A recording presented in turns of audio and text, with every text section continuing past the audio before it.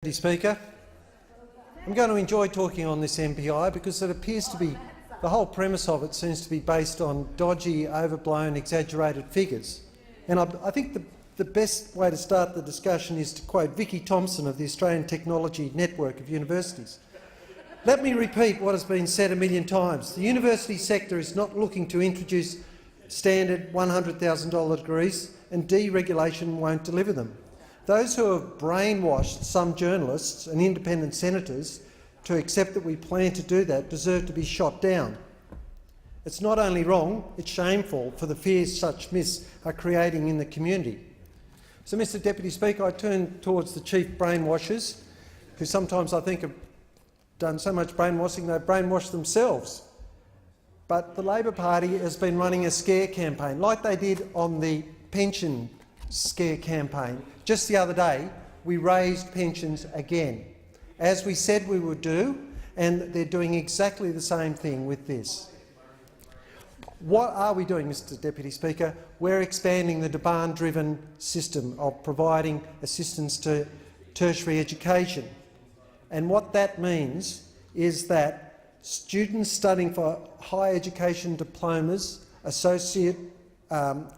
advanced diplomas and associate degrees will get Commonwealth government support. That equates to $371 million over 3 years.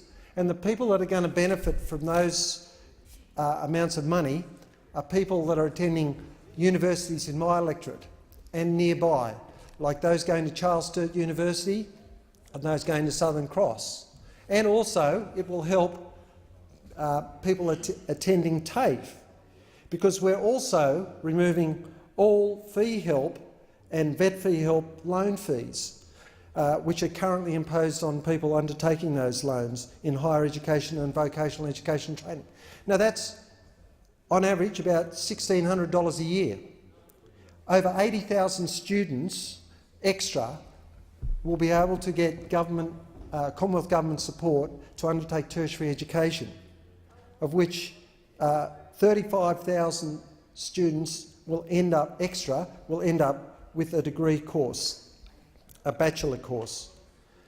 It's going to help people from lower socio-economic backgrounds, because a lot more people will get help into the alternative entry courses, which is a phenomenon we see not infrequently, in fact we see it quite often at the universities in my electorate.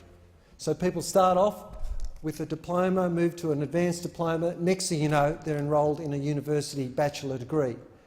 And this system has been designed to benefit those sort of students. Now, the other thing that we're doing in higher education, for apprentices, we've got trade support loans of $20,000. That is a great program. That means apprentices will get assistance as well, and if they pay it all back, they get a 20% bonus, which is much better than the previous system that was just a $5,000 grant and away you go. So the previous speakers, one of them mentioned us having an ideological frolic. I would just like to go through some of the ideological frolic that the Labor Party undertook in the last period of government. $6.6 billion in cuts to higher education. That's a Labor ideological frolic. Talk about a bull in a china shop. It's more like an elephant in a china shop, cutting almost $3 billion in 1 year alone because they were such bad financial managers they had to cut money from somewhere to fund their ever-expanding debt. Not only can that, also continuing education for teachers, nurses, professional people. They put a $2,000 cap on attending further education. Regulation and compliance costs for the university system that they left in chaos was $280 million a year. Not only that, they attacked the research funding.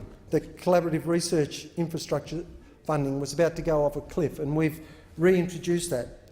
So look, Mr Deputy Speaker, I'd like to finish on the words of the member for Fraser, who put it so well He said a deregulated or market-based tax will make the student contribution system fairer because the fees students pay will more closely approximate the value they receive through future earnings. Honourable members, time has expired and the